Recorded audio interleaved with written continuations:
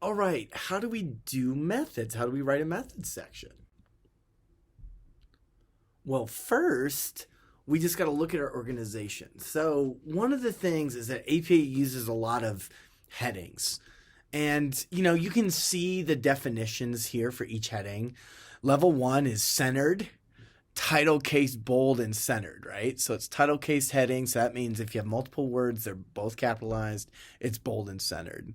So the second level of organization is participants, IV, DV, procedure, and analytical plan. Those are all level 2.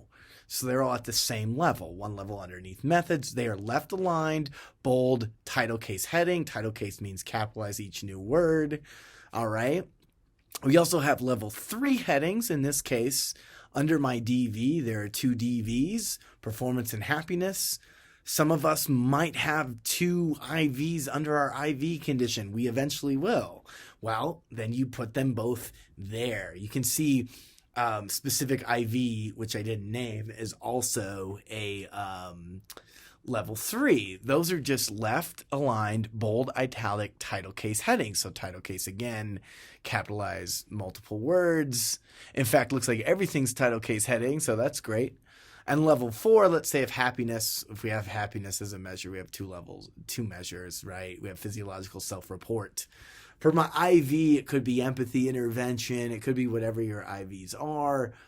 But ultimately, what do we need? We need a method heading that has participants, that has your independent variable, that has your dependent variable, that has your procedure and your analytical plan. So that's what you'll be writing. 1, 2, 3, 4, 5 little sections.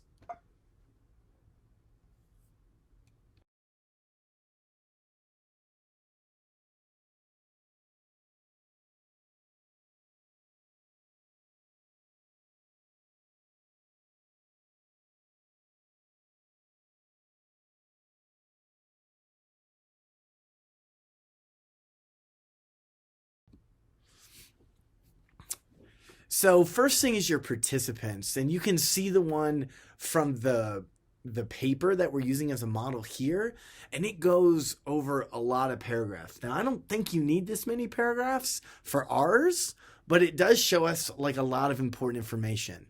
Participant info, what do we need? We need to know their, what I call their developmental category, right? Their developmental sort of time period in the world. So adults, students, children. With that, we want the age with the mean and standard deviation. We want exclusions. If there were any technical difficulties, why were they excluded? How did you determine your sample size? In this paper, they did what is known as a power analysis, but you're probably just going to say, you were allowed to, or you got as many as you could, those sort of things. But it is important to say how you determined your sample size. Recruitment, how were they recruited? Flyers, the thing in the hallway, the research methods pool, so forth. Demographics, we've already mentioned age. We also want race and gender as well. Where were they tested? In psych laboratories, in a classroom? Were they paid? Were they given extra credit? Were they given money? Were they volunteers? Was your study IRB approved? These are the things we generally want. Okay, so this gives you an idea of a lot of things to think about and a lot of ways to write it up, but I'm going to move to another table to help you write this section. So here is that table, sample size. What is your sample size? Fill that out. What was your average age and standard deviation of age? What were your different gender breakdowns, your different recruitment or ethnicity breakdowns? Your recruitment, where did people come from? Were they paid? What were they paid? Exclusions. Why did some people drop out of the study? Anybody quit? Anything you know about that? Where were they tested? And was the IRB sort of approved? So where were they tested? You could put that in your procedure, and you'll see that in a second. Or in the IRB, I think that should go in the procedure. So what I have here is a little Mad Lib to the right that you can fill out. Participants were how many participants? You got to fill that out. Now the red bracket will go away, right? Adults, children, university students, describe them. And you have your first bracket right there, that black bracket, that doesn't go away, but that has all your other demographics in there. Particularly your gender and your race. And just kind of one easy way to do it. Participants were recruited through what? And for us, we're going to have those two options. Participants were tested in a one of these two situations, a controlled laboratory setting, and the classroom, right? There's two different experiences there. And you want to describe how your data was recorded. The participants directly recorded on worksheets. Did you record it? Were there video recordings? I don't know. Whatever you did, you got to describe it there. The procedures were approved by either the IRB or me. Different classes, different requirements there. But ultimately, if you finish this up, you get your whole participant section done.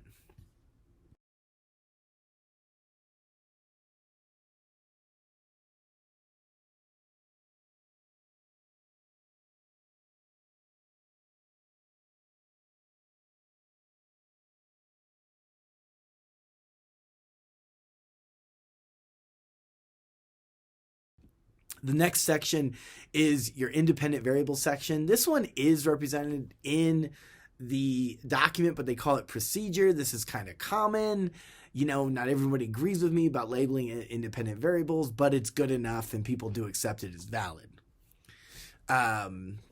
So what we would do is label this independent variable and create another heading for our independent variable. Let's say mine was an empathy intervention. So I'd have my level 2 would describe independent variables, and my level 3 would say empathy intervention.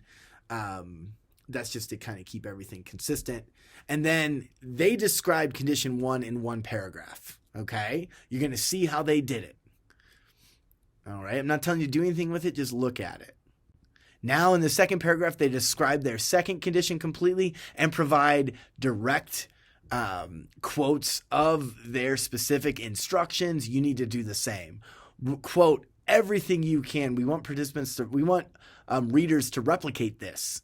You can see how they described condition 3. It's all the same. So,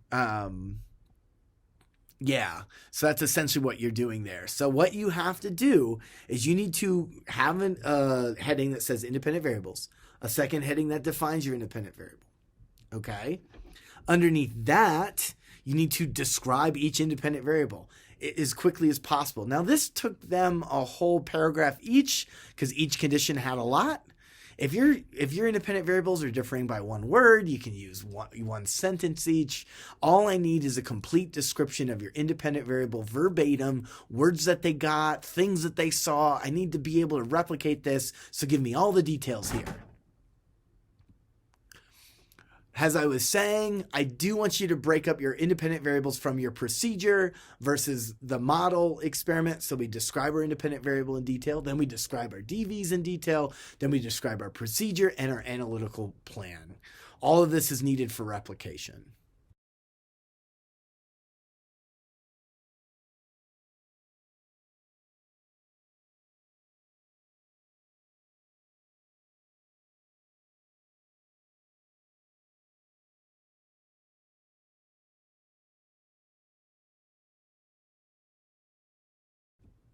So when I describe my dependent variables, if you look at the model, there's a lot in there. This is all we need, right?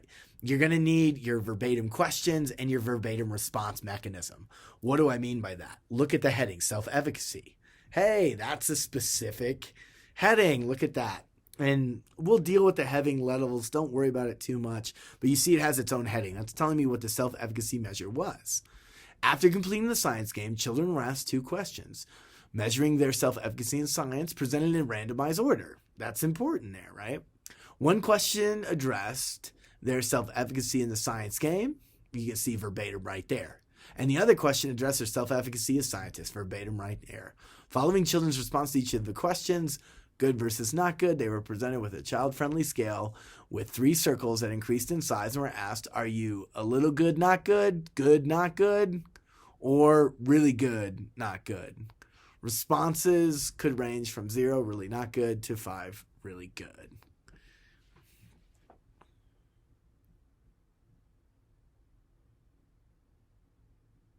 One thing I don't understand is they're saying it can range from 0 to 5, so maybe I need to think about that a little bit more. But that description, it might be better with a picture of what they use, so we could use it too. Honestly, like that description doesn't tell me exactly what the participants did, but they tried. That's all you need to do for each dependent variables. Describe it. Describe it in verbatim detail. So verbatim questions, verbatim response mechanism. So children were asked 2 questions measuring their self-efficacy as science, presented in randomized order. You could save that for the procedure. You'll see that in a second, or leave it here. And then it just goes through exactly what they were asked. You do the same thing for your dependent variables. The method is super easy. So if you're just clear and to the point and using verbatim, you're going to be fine.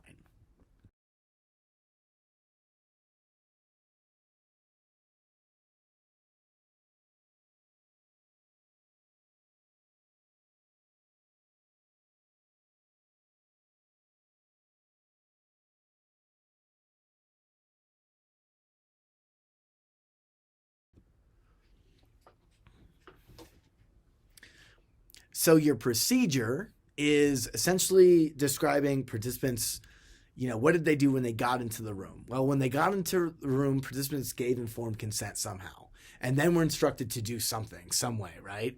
Participants were eventually randomly assigned to one of the various conditions. You need to name that independent variable. Following the implementation of the independent variable, participants completed the following measures. However many measures you had are just labeled there. See, they were already described. Everything's already described previously. The order of dependent measures was randomly assigned, such that blah, blah, blah, right? Finally, the experiment was concluded and participants were thanked, right? That's all you need there. That's all we're going to need to finish this off. So that's your procedure. So you got method, IVs described, DVs described, procedure, how those things came together.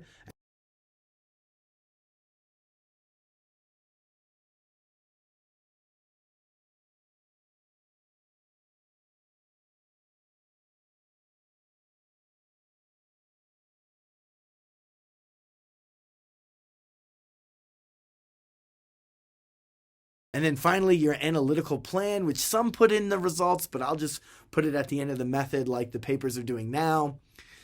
You're going to state a hypothesis in the test you plan to use to test it. That's all. If you only have one hypothesis, you only have one sentence. So research methods 1 students, like you're going to run a t-test. So, that's what you're going to use if you're looking at this early. But, I'll describe that to you soon. But we only do 1 sentence per the analysis we ran. So for every analysis you ran, you write 1 sentence. If you ran 3 analyses, that's 3 sentences. 4 analyses, 4 sentences. Post hoc analyses, advanced students count as their own sentence, okay? Look at this. To probe the effect of condition on girls' and boys' self-efficacy to test the hypothesis, right? And they said self-efficacy and motivation to test the hypotheses for self-efficacy and motivation. We ran 2 separate analyses of covariance for each one of these variables, the DVs, with gender, condition, and their interaction as predictors, as IVs. An overall accuracy test as a control, and overall accuracy rate has a control variable. All you need to do here is literally, like yours is going to be way simpler. To test the hypothesis of, insert your hypothesis, we used this test, describe your test, to examine the relationship between this IV and this DV. It's super simple. Write it that way. You're going to be fine. And that actually finishes our method. 12 minutes. You should be able to write a method in 10, 15 minutes. This is not that hard. Just break it down. You got method, right? You got IVs, DVs, procedure. And finally, you have the analytical plan. Not that hard. You can do it. All right.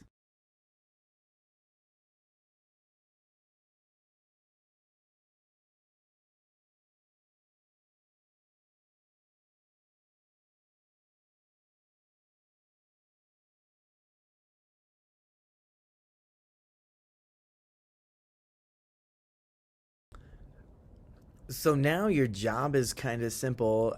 Write all the paragraphs we talked about. You have a participant section, fill in the blank. Your independent variable, maybe you have two depending on which class, but for research methods one, you just describe a paragraph for each independent variable and use verbatim instructions and details as much as you can. For your dependent variable, right, follow that dependent variable presentation formula, right? You got dependent variables with specific dependent variables you're going to describe. You have your procedure, which we just talked about in your analytical plan. Just put this all together: methods, participants, IV, DV, procedure, analytical plan, and you have your methods section done.